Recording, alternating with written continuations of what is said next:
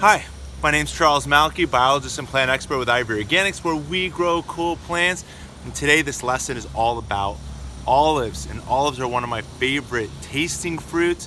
They're also such a beautiful addition to just about any landscape. If you're seeking that Mediterranean look, check out how beautiful this olive tree is, surrounded with the purple flowering society garlic, as well as these white blooming iceberg variety of roses. Just such a beautiful and remarkable addition to our landscape that it's taken the center spotlight of our front landscape within our garden. And we don't just have one olive tree in that center spotlight. We've got 3 varieties of olive varieties by grafting 2 other varieties to the manzanilla variety of olives. So we've been able to capitalize on that one rootstock and get to, in the very near future, get to enjoy 3 varieties of olives all on one rootstock. The olive plant symbolizes so many different things throughout history, dating back thousands of years. It symbolizes abundance and glory, and of course peace, in addition to wisdom, fertility, power, and purity. The olive is referenced in the Bible so many times. I've got to share for the quote in this lesson, a quote that I'm pulling from the Bible that makes reference to olives, and we're gonna read Romans chapter 11 together. Romans chapter 11 verse 17 reads, "But if some of the branches were broken off, and you, although a wild olive shoot, were grafted in among the others, and how share in the nourishing root of the olive tree, do not be arrogant towards the branches. If you are, remember, it is not you who support the root, but the root that supports you." This verse is so special because the success of the graft is so dependent upon having a very successful rootstock. Even though you may be successful in accomplishing a successful graft union, you may not have a successful or even long-lasting graft if, as Julie Frink, the queen of avocados that we just published about a week ago, she even said in her lecture that if the engine, as she refers it to, being the rootstock, is weak, then the graft will probably not take as well. But if the engine, being the rootstock, is strong and vigorous, then you can expect the same results from the graft union. And when reading that particular verse that I just shared with you, it references having that solid foundation, that strong rootstock, to create a strong and healthy graft, which I'm going to share with you momentarily. Talking about propagation, when propagating olives, you do not want to start with an olive seed. The varieties of olives that are on the market, and there's dozens if not hundreds of varieties to choose from, are selected from among thousands of seedlings. All varieties of olives have started with a seed, but it's a proven variety, whether it be for flavor or for yield or for design or whatever the characteristic is that's being sought that particular seed created, and then it is cloned through a process of, or propagated through a process of, either cutting, that will create more genetically identical parts, also grafting, and the last one is air layering. These are 3 ways of creating genetically identical trees. But one variety of olives, known as the Kalamata olives, do not typically work well by way of cutting, and their preferred way of propagation and creating more Kalamata olives is by way of grafting. So it's important to understand this technique. Well, let's go back in time together when we grafted the Hoja Blanca, which is that center main branch of olives that we see now behind it. It was just less than about 2 inches about 2 years ago when we initially grafted that Hoja Blanca variety of olives onto the manzanilla rootstock. So let's check that out before we continue with the rest of this video. Check this out. And today we're going to be talking about grafting. I'm standing here, to my left is a olive tree that we actually worked on making a multi-trunk through pruning and staking methods, and there's a YouTube video you can find on that was published a few months ago. And what we're going to be talking today about is grafting. I found this olive tree at the nursery, and if you want to zoom in over here, you can actually take a look at the variety and you can see why I actually selected it. My goal was to actually find a an olive variety. You can take a look at all of these. Of the olives, my favorite personally is of the greens. And this here is a green olive variety. Almost all olives, even if they're green, can actually mature into black olives, but this one here is actually specifically a wonderful table variety. And the type of the olive, and hopefully I can read this right to you, is called olive Hoji Blanca. So it's, as you can see, I mean, it's supposed to be a good green variety. And the fact that this plant is so young and bearing so much fruit, there's at least probably 30 to 50 fruit on this plant that's only a couple of years old. So what we're going to do is actually graft just the stem of this plant onto our more established tree that's to my left, and we're going to basically graft one of these 3 branches. The reason I actually intended to make this a multi-trunk olive tree, and I'm actually going to come back over here, by actually having 3 varieties, we're going to put one on this branch, one on this branch, and one on the third branch. We're going to be able to cross-pollinate 3 varieties, again, to increase yield, fruit production, and possibly even the quality of the fruits. So what we're going to do now is, I'm going to take my razor blade here, and we're going to open a slot. We're going to get through the bark. We're trying to get to the cambium tissues, and we're going to just open that a little bit more, and we're going to try to open it about a ½ inch to an inch down. Here we go. Let me pull that out, and you can actually take a look here. Hopefully you can zoom in. So I'm pulling that out. You can see again the white wood and then the green cambium tissues that exist right below the tree's bark. And if you zoom in and over here, hopefully you can actually get that. Tap that right there. So hopefully you can see it's bark and then cambium tissues and then the wood that's in there.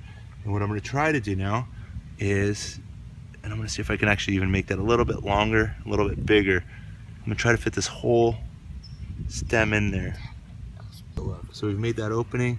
This branch is going to fit right in there when we're done. So now we're basically going to measure from this point, that node, to this point. We're going to basically expose the whole backside. So I'm removing the bark and exposing the cambium tissues, which is the living green tissues of the plant. So we're going to open that all up. Again, I'm measuring it to make sure I'm in the right zone. This should have been a little bit lower, it didn't need to go that high. And then we're just going to keep on shaving, taking off the wood, exposing the cambium tissues.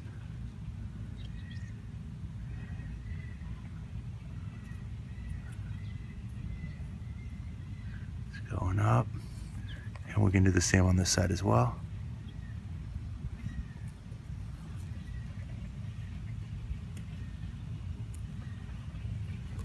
And then that's it. It's not, and then that's going to fit right in there within the tree. I'm going to tie it around the tree trunk. And I've done a lot of videos where I say you don't want to tie a knot onto the tree trunk, but again, this here is only going to be on for about 6 to 8 weeks, and then this is going to be healed, and then we can remove the knot and we're going to actually have a new branch in place. So that goes on like so, and then we're going to fit the graft in place and then just start wrapping it on as tight as you possibly can. Your goal is you're trying to force the 2 plants to share waters, to share sugars, to share all of their nutrients with one another until they decide to actually start growing as one. And then we're going to actually remove this branch over here, and this is going to be the branch that's going to take its place and become the 3rd trunk of this tree. So this main branch that's to my left is the original rootstock and a branch that I've decided to keep off the Manzanilla olive. So that's this branch over here, which also whips around. We're going to be shaping and designing and controlling the fate of the structure of this olive tree towards the end of this video. But if you come in a little closer, if you take a look over here, this here is the label from when we originally grafted this about 2 years ago, the Olive Hoji Blanca, as you can see. And if you take a look within, you can see this here is the Hoji Blanca that is now grafted onto. Here's the grafting wound, and you can see how it's healed onto the rootstock manzanilla olive. This here was a manzanilla branch that was coming out. This here was the primary branch coming out, and you can see we've since pruned it, but we're still years away from the Hoji Blanca olive eventually expanding and growing large enough to overcome this wound and offer insulation and waterproof and ultimately bug resistant protection to this wound over here. And what we're going to do next is we're going to protect it now with a process known as whitewashing. And whitewashing can be used using chemical paint, but here the IV Organics products are an organic alternative to using chemical paint, as paint is designed to last for decades and centuries, whereas any protection that was done to a tree is only going to last on average about 1 to 3 years. Eventually that paint is going to slough off, just as your skin changes itself out every 30 to 60 days. The bark on your tree is going to change itself on average every 1 to 3 years. So if you're putting chemical paint, latex paint on your trees, or even a tar-based product, that's all going to wind up in your soil and contaminate your organic garden. This here is the IV Organics protection against damaging sunburn insects and rodents, and we're basically using it to, one, offer continued protection from the extremes of summer, as well as it offers insulation during the winter. But one of the primary defenses right now is we're using this as an insect defense to prevent any risk of insects such as beetles and termites from penetrating and harming that wood and ultimately affecting what I like calling the heart of the tree. As long as the heart is protected, it can further create more branches and recreate a new structure. But if the heart of the plant, being the underlying tree trunk and the lower branches, are harmed, that'll shorten the life of the tree, and we don't want that to happen in this situation. So what we're going to do now is simply take I've got here the product already with water added, and I'm simply going to now protect, and we can do this together. It's been about a year since the last time I've done so, but we're now going to protect the grafting wound and keep that, again, further protected, one, from insects as well as any other disease such as bacteria and viruses from entering that wound. And we're also going to seal the grafting, the pruned wound as well, to keep, as that is all exposed wood. And we'll continue brushing on the solution all the way down to the base, like so. I'm going to finish the rest of this on my time. What I also want to share with you on the backside is, so we know that this here is my manzanilla olive, this one over here my Hoji Blanca, and then the one behind that is the Toscana. So if you want to come around, I can share with you that graft and how well it's done. So if you come in over here, hopefully you can squeeze in between these branches, you can see that right at this point over here where I'm touching is the top of the rootstock manzanilla olive right there. That's where it ends, and this is now the graft Toscana variety of olive. Let me see if I can find the label here. Hopefully you can capture that as well. This here is the Toscana variety of olives, another great tasting fruit, very popular in Italy. And so we've got now 3 flavors of olives, all on one rootstock, cooperating together to accomplish 3 delicious flavor olives all in one location. One other thing I want to share with you is just check out how dramatically different each of these olives are growing. Some of them are more compact and other ones are more leggy, and some are more weeping. Let's see if we can see the differences together. But notice these 3 varieties of olives are different, even though at quick glance it looks like one tree, but they're all performing differently. Let's check this out together. If you take a look over here, this one here is the manzanilla olive. As you can see, there's quite a bit of spacing between the leaves and the branches. So hopefully you can see that. And take a really close look at the leaves as well. You can see how dark green they are, lighter green obviously as they're newer, and the back sides are quite silvery. So here's the manzanilla. If we go now towards the Hoji Blanca, you can already see, just looking through it, look at how much more compact this growth habit is. It's, of the 3 varieties we've got grafted, it's the most compact. I find it actually to be the most attractive because of the compactness between the leaves and the branching. And just take a look at the overall structure. If we compare the leaves, you can see that these leaves overall are more silver both on the top side as well as the underside of the leaves compared to the manzanilla that is on our right side. So you can see the manzanilla over here and then the Hoji Blanca over here. The colors are not even the same. So quite a remarkably different growth pattern. And now let's take a look at the Toscana.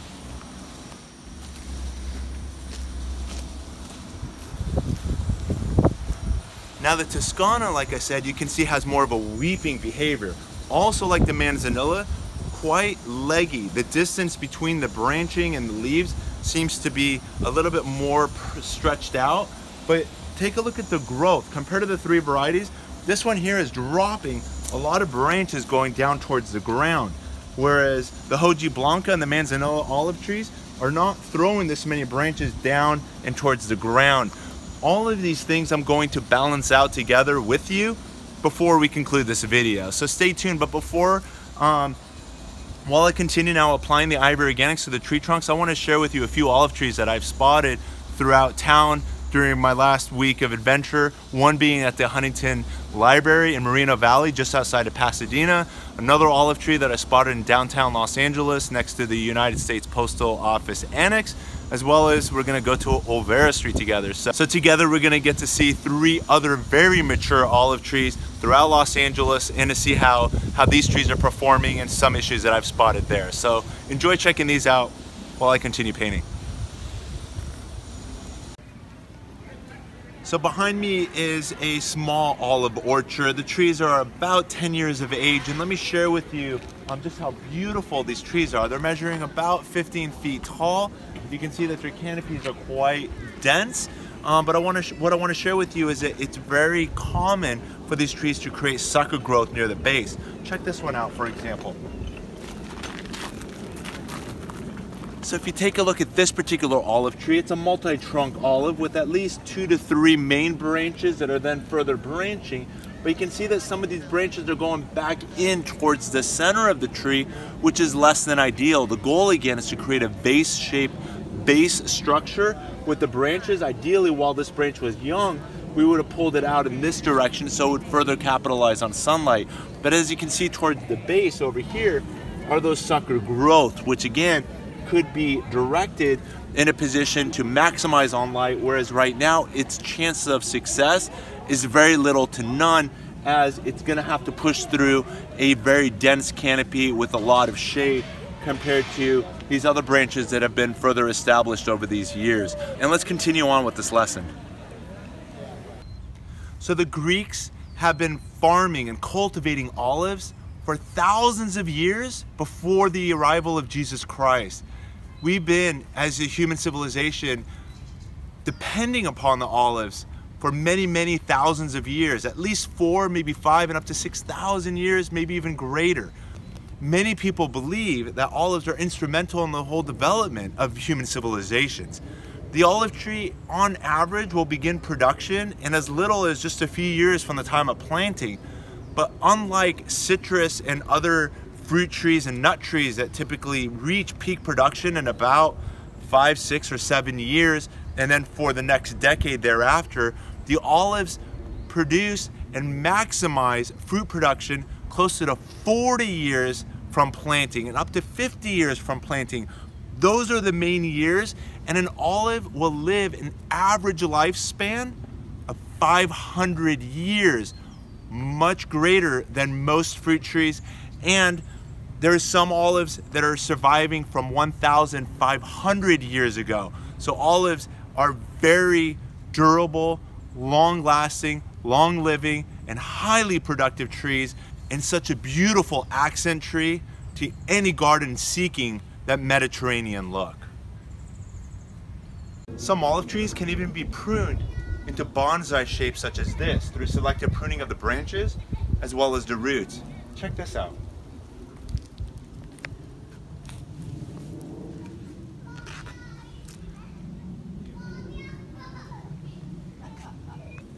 So here I am now alongside of this Dombaya tree, which is native to Madagascar.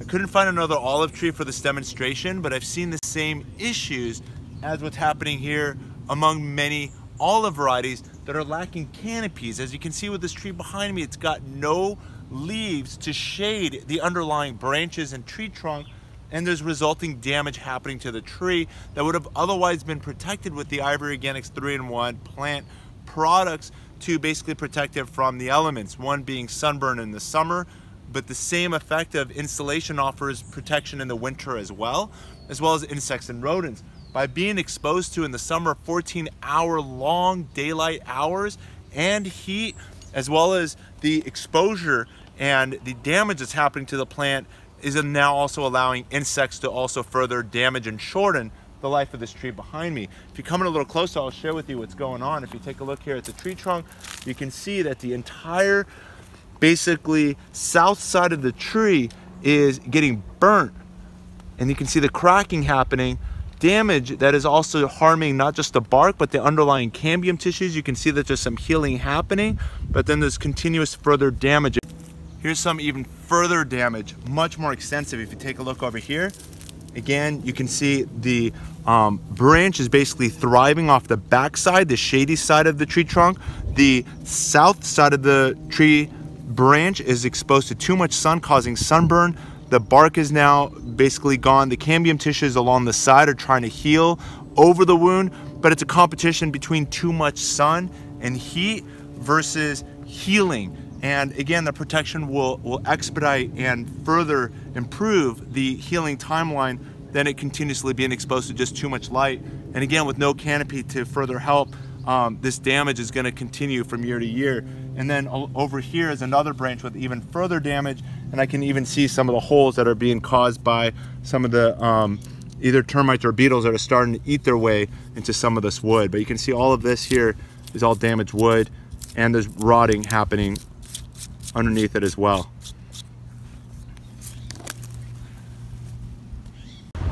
So here I am alongside a very mature olive tree that I found here at the United States Postal Annex here in downtown Los Angeles.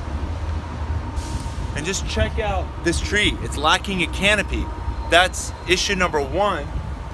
Work your way up there and come back down. So it's got no canopy. And the other major issue that it's got is, we all know that the south side of the plant in the northern hemisphere is typically exposed to too much sun, but if it's leaning back towards the north side, which this is doing, then the entire side of the tree is going to be exposed to even more sun. So you can imagine if you're leaning, you're going to get more intense sun, as the canopy will no longer be able to shade and protect the underlying tree trunk and branches, which I like calling the heart of the tree. And as a result, if you take a look here, all the way down from the base of the tree up, you can see all of this bark and the cambium tissues are lacking because it has burned due to excessive sunlight. During the summer, we're talking about 14 hours of light. Spring and fall, 13 hours of light, and that's just burning all of this tissue all the way up. And if you take a look, even the upper branches are all burning. There's all this growth happening from the sides, but severe damage. To protect the plant and to give it a better shot, the goal would be to protect all of this by the process known as whitewashing, using it organically, using the Ivory Organics products. But by protecting it, the cambium tissues will have a better chance to heal over. And also by protecting it, you're also going to protect it from boring insects such as beetles and termites, so that the heart of the plant is protected, so it can further create more sucker growth that will ultimately recreate the branches and ultimately a canopy to one day, once again, shade the underlying tree trunks and branches as a natural tree in nature would otherwise be doing. So behind me is a mature olive tree that I found here on Olvera Street near downtown Los Angeles. And let me just share with you how some of the barks so far have aged, is so far rotted and fallen off. You'll also notice where there's a pruned branch, there's a lot of disease and rot, and also pests beginning to enter the olive tree. I don't want to do it as it's really close to a restaurant, but now let me bring it in a lot closer. Check this out.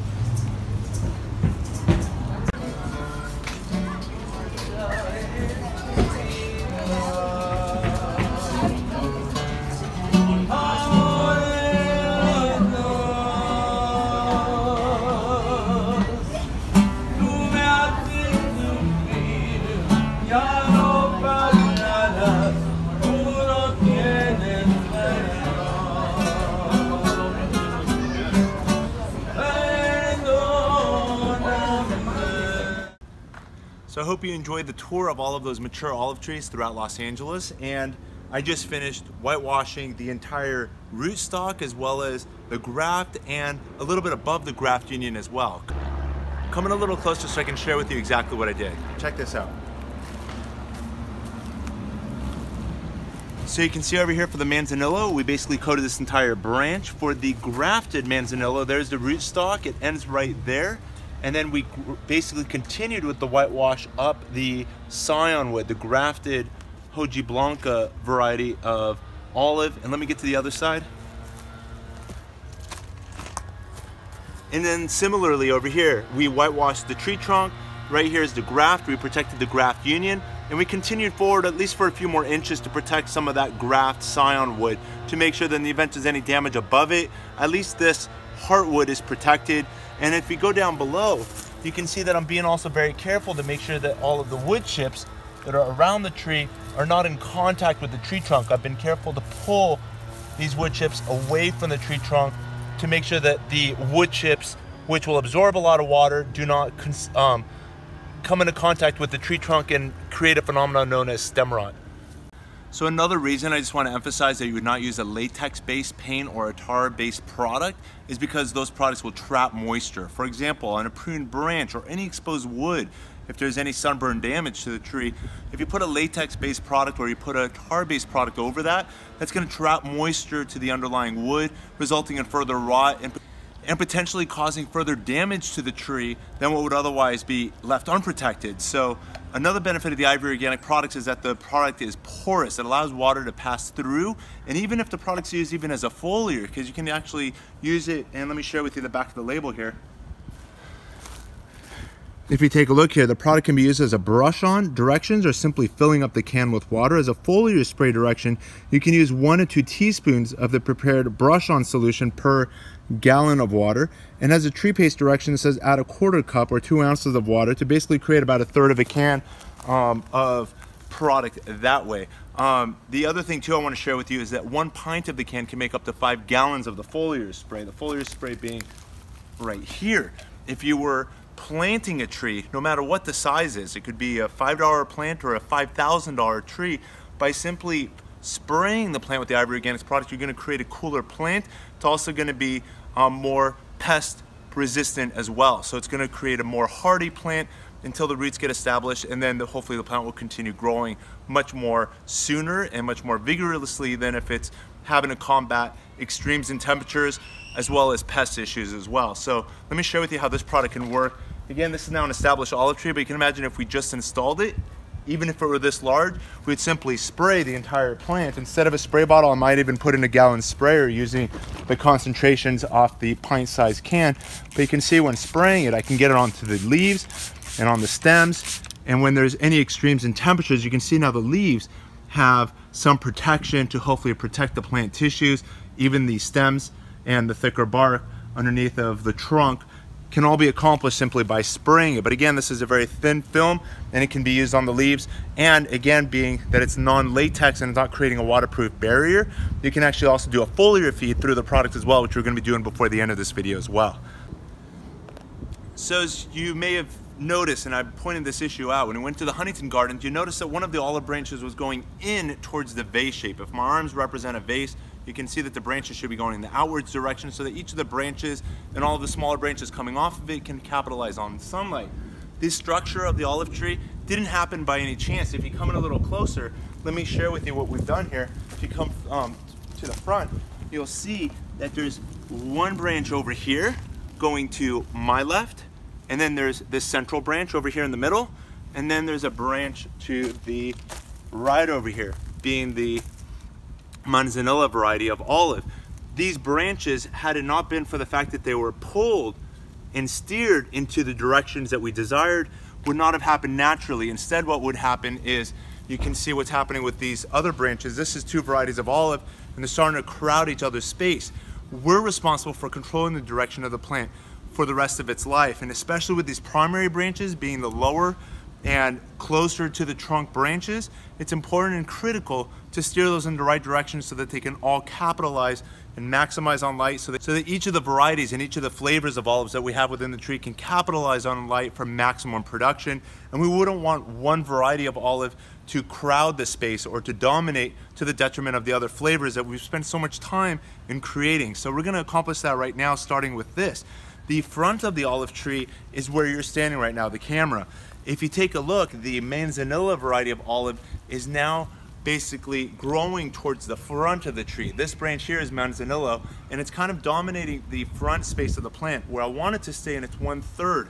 And I want basically people that are viewing the front of the tree to basically appreciate the 3 varieties and the 3 colors.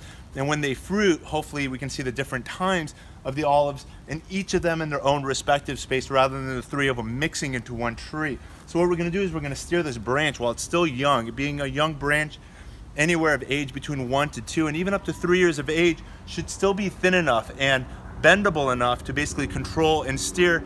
And this here and all of these lower lying branches are going to be primary branches upon which we're going to depend on fruit for many decades and even centuries to come. So what we're going to do is we're going to pull this into position by first installing a stake. So let's do that together.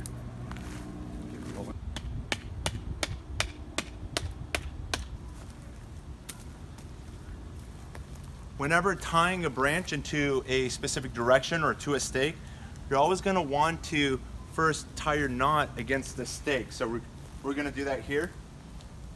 This is the stake we've selected. We're going to tie our knot like so. And now we're going to come with the twine and come around it like this. You can see that we have no knots that can potentially constrict the underlying cambium tissues, which are underneath the bark, which would interfere with the flow of the waters and the sugars and other nutrients underneath the bark.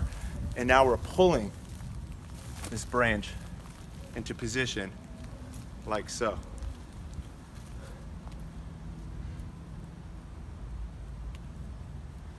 If I waited a few more years, accomplishing this would be nearly impossible. But right now, the branch is still bendable enough. Within the next 3 to 6 months, the ideal time for accomplishing this would be spring and summer as the plant is active and vigorous in growth. But come fall and winter, when it's less active, is not the best time to be doing this, or otherwise the waiting period for basically accomplishing this is going to be longer. It's during the growing season that it's going to continue creating more wood, which will ultimately harden and shorten the time period of basically adjusting and creating the shape of the plant. So now what I can do with this next stake over here is I can simply put this stake in position and stake this up in position like so. And by putting the stake into this position, I can redirect the branch to go straight up, or even if I didn't do anything, on its own, the branch will naturally create its own curve in just the next few days.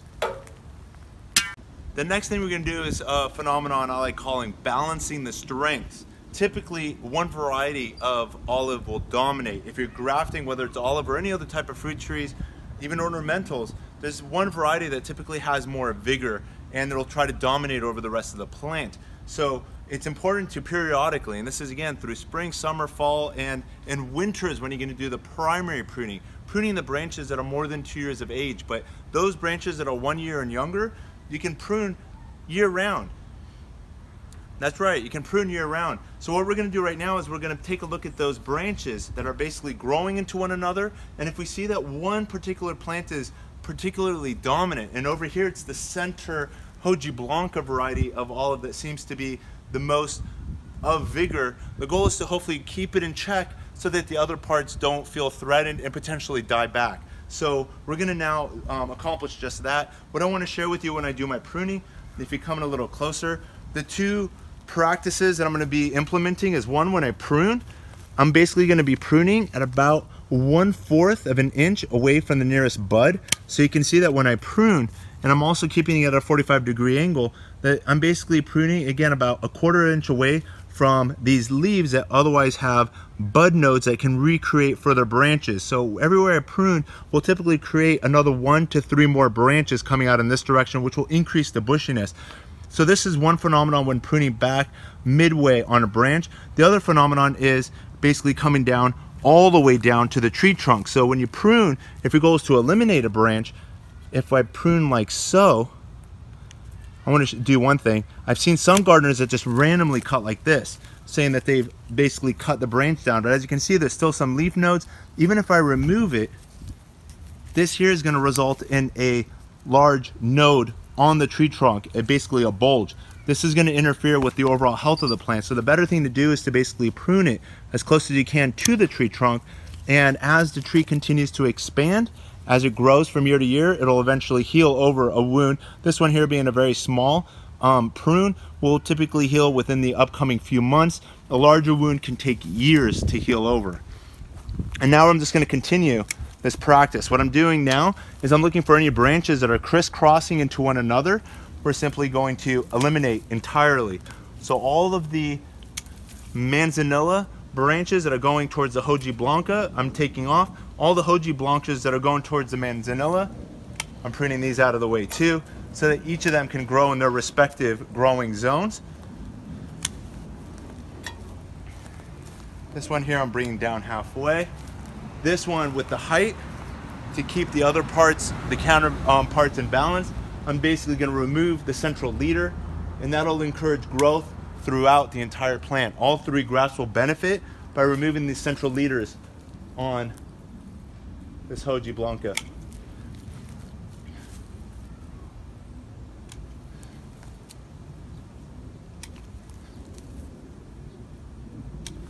Let me just continue the rest of this on my own. We'll continue in just a few minutes.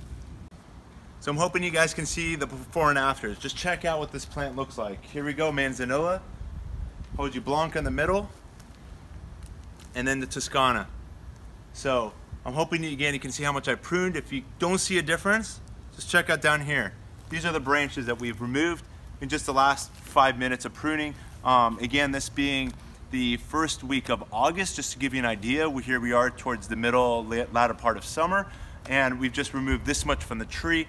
In turn, again, being that these are still long daylight days, it's going to end up pushing a lot more branches in the desirable location rather than creating growth in places that we otherwise don't want it, resulting in much harsher and much more intense pruning in the winter time. This here is going to basically lighten and potentially even eliminate the need for winter pruning. And again, if you're going to do any winter pruning, the best time to prune is going to be towards the end of winter when the chance of frost has passed, but before any of the spring flush of growth has started. So if you can get into that window, that'll be the ideal time to be doing your winter pruning.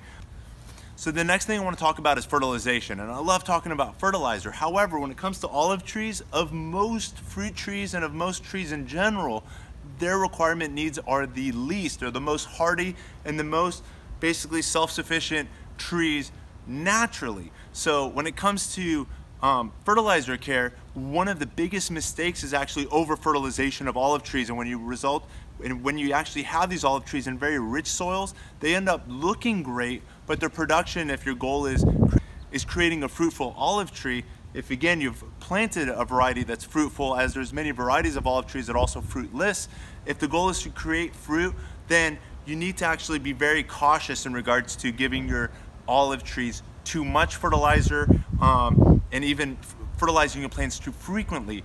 When it comes to olive care, as well as plants in general, there is 6 macronutrients that plants need for optimal health, and those 6 macronutrients are nitrogen, phosphorus, potassium, magnesium, sulfur, and calcium. And let's review those together right now.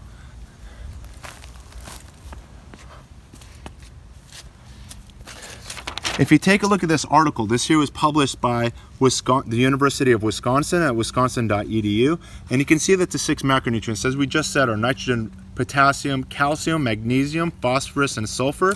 And then there's a whole bunch of micronutrients, elements, trace elements that the plants need in very little quantities. And these trace elements typically occur naturally within the soil. This is an article which was published again by the University of California, Davis, in collaboration with the CDFA and the FREP. And when you take a look here, and it says here that the fertilizer, whether it be phosphorus, potassium, and boron, and nitrogen, these are the main elements. Most of the orchards are making sure that these elements are in existence. Boron is a micronutrient. Let's take a look at that chart again by the University of Wisconsin, which is back here. And you can see that boron is listed right there as trace element number 1 to number 3 right there. And what they recommend is applying the fertilizer to the soil in the dormancy of winter, and then come spring and summer, what these orchards are doing is feeding their plants via the leaf, foliar. So foliar nitrogen, foliar phosphorus, foliar potassium, foliar boron. And what I want to share with you now is this product over here. And this is the latest and greatest with the Ivory Organics product, 6 macros plus, being the 6 macronutrients. All the macronutrients plants need. As you can see here, it's got nitrogen, phosphorus, potassium, magnesium, sulfur, and calcium. These are the percentages. 13, 12, 13 are a lot higher than most of the organic fertilizers you'll find on this shelf, in addition to magnesium, sulfur, and calcium, 1, 3, 3. And it also contains all the beneficial microbes and mycorrhiza. And if we take a look at the back here, you can see that boron was an important micro element that the plants need. So the plants have some boron in addition to micro elements, iron, magnesium, and zinc and copper. And again, here are all the macronutrients: nitrogen, phosphorus, potassium, magnesium, sulfur, and calcium. And it's derived from, here it's got 7 lines of ingredients, and most organic fertilizers only have 2 to 5 ingredients. This here has about 7 to 10 ingredients per line, 7 lines deep. And I want to compare this, being the super blend. This here is the Ivory Organics Best Blend of fertilizer, but they also have the Premium Blend fertilizer with extra calcium. You can see it with lower NPK, but it still has all of the macronutrients, magnesium, sulfur, and 17% calcium. And if we take a look at the ingredients here, still longer than most of the organic fertilizers you'll find on the store shelf, but it also has, let's read these real quick. Feather meal, bird guano, calcium sulfate, calcium rock phosphate, molasses, alfalfa meal, fishbone meal, kelp meal, cottonseed meal, potassium sulfate, glacial rock dust, neem cake meal, and it has 1% of the 6 macros plus super blend. We wanted to make sure that some of this made it into the premium blend. So 1% of the super blend is in the premium blend fertilizers as well. And the products, both the super and the premium blend fertilizers I want to share with you, can be used. It says back here, here are the soil directions. It also has a foliar feed direction, and then it also has a macros tea supplement direction as well. So it could be used in 3 different ways, and I'm going to share those with you real quick right now.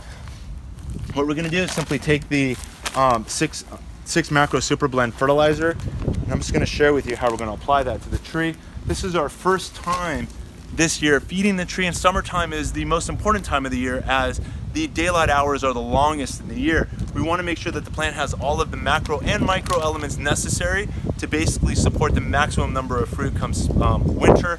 And again, as we saw, we're going to reapply the fertilizer in the winter as a soil feed, and then in spring and summer we're going to continue with the foliar feed. But I'm going to teach you how to do the foliar feed, but I'm also going to do this as a soil feed, being I haven't fed this tree in at least 2 years now. So we're going to go here with our tablespoon, and we're simply going to apply it around the root zone of the plant, like so. And I'm just going to scatter about 4 tablespoons around it. Let me get one more.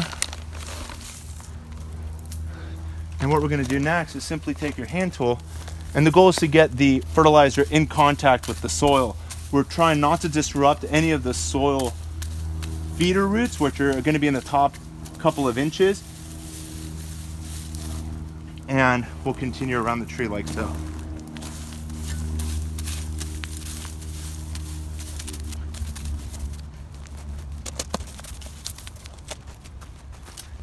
Keep in mind that the most important roots of a plant are on the top 18 inches. Most of the feeder roots, the ones that rely on the oxygen and the nutrients and the minerals, are all going to be in just the top 6 to 12 inches, even the top 3 inches. So we're going to be very careful not to disturb any of those. When basically bringing the product into contact with the soil, you're simply going to rake that top 1/4 inch to 1/8 of an inch of soil. Now let's continue on with how to create the foliar feed. So let's get on to the next step. Thank you. So here I am with my watering can. What we're going to do is I'm simply going to take, again, the 6 macro super blend fertilizer.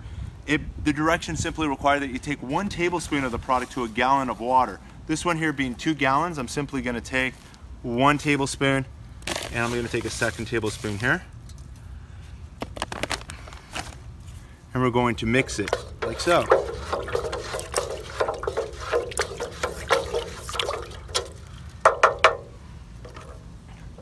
within an hour, this product will be ready to use. You don't want to use it sooner, as you want to make sure that all of that organic material has an opportunity to soak and break down and be like a tea otherwise would sit for about an hour. And then we can basically use it around the drip zone or the root zone of the tree. So it's important to let the product sit in the water for about an hour so that all of the elements within the product have a chance to come into contact with the water. Then we're going to just stir it one more time, and then you can apply it around the plant's root zone. If you're going to use it as a foliar feed, you got to be careful to make sure that you filter and strain the product. Some of the product, being that you can take a look over here, it's still floating over here. So as you can see, the product is a little bit coarse, and if I were to just have it pass even through the filter on my watering can, it may obstruct and even block the watering can spray around the plant. So the better thing to do is to actually pass the product through something like a paint strainer or a cheesecloth or similar cloth, but keep in mind that all the parts that you filter can still be rinsed off and reapplied to your garden elsewhere, or even back around the tree as well. So that's what we're going to do next, and I'll see you all in about an hour.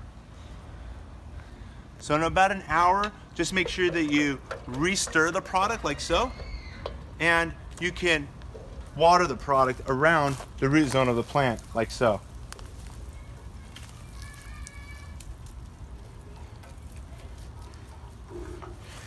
What we're going to do next, and what we're going to do together, is use the product as a foliar spray. So I brought here an empty spray bottle. If you come in a little closer, you can read this with me. That says, I've labeled Ivory Organics Foliar Nutritional Spray. And again, if we put the product directly from here into the spray bottle, it's gonna affect and basically clog the spray end. So what we're gonna do is we're recycling our last coffee cup. I'm putting a cloth, and again, you can use a paint strainer, you can use a cheesecloth, and here I'm just using a body cloth, and I'm taking my rubber bands here to hold the cloth in place, and we're simply going to use this to create our filter for creating the nutritional spray and getting all of the macronutrients and micronutrients onto the plant. Here we go. And look at how much product I've just created.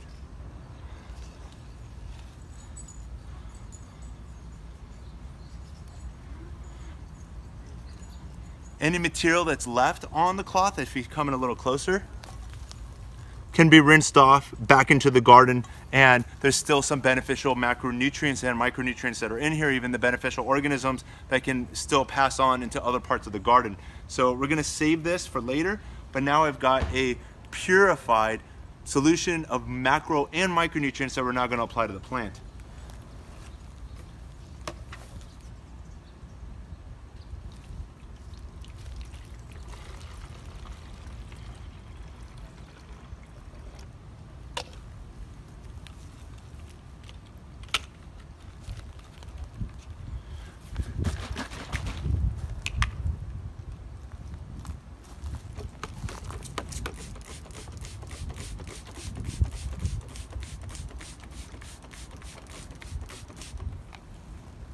And voila, check that out.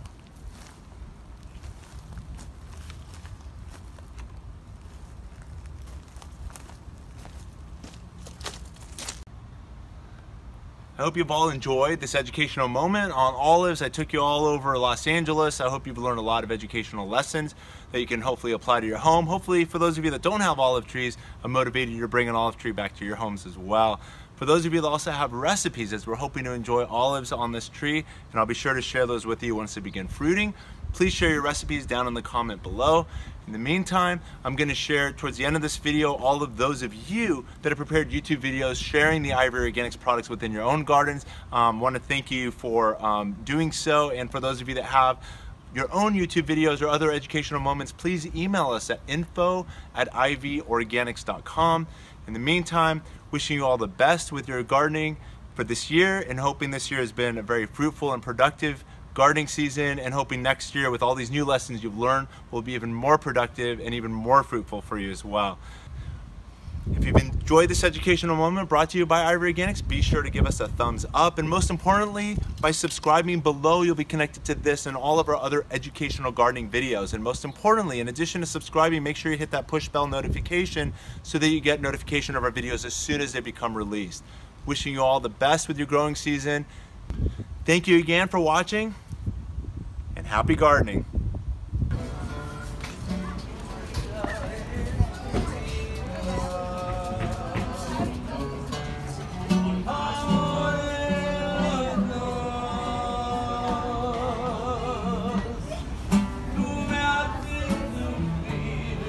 Yeah.